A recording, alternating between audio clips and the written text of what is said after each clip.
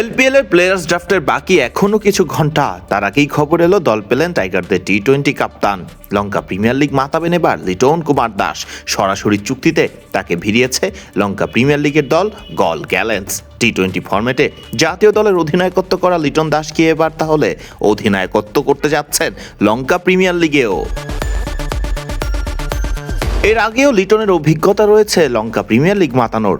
এই গল দলের হয়েই খেলেছেন লিটন কুমার দাস এলপিএল এর 2023 সালের আসরটি। তখন অবশ্য দলের নাম ছিল গল টাইটান্স। নাম বদলালেও এলপিএল এ একই দলের হয়ে ফের আরেকবার খেলবেন লিটন কুমার দাস। এবার লিটনরা গায়ে জার্সি জড়াবে গল গ্যালেন্সের নামেই। এর আগে লিটনের সাথে একই দলে অর্থাৎ গল টাইটান্সে খেলেছিলেন সাকিব আল হাসান। এই সাকিবের আইপিএল এর দল কলকাতা নাইট রাইডার্সেও আবার ছিলেন লিটন কুমার দাস।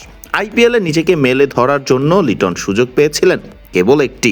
তবে লিটন যে এখন বেশ পরিণত, তার কাঁধেই তো থাকে টাইগারদের জাতীয় দলের অধিনায়কের দায়িত্বটা।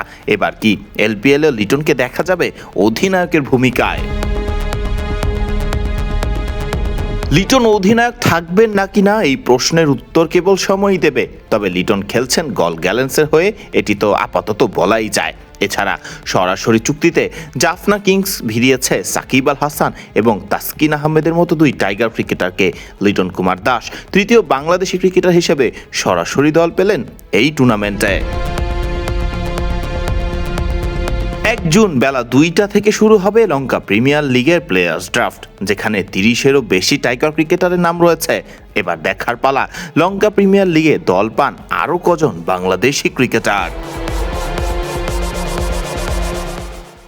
ফারদিন রহমান সকাল, বিডি ক্রিক টাইম।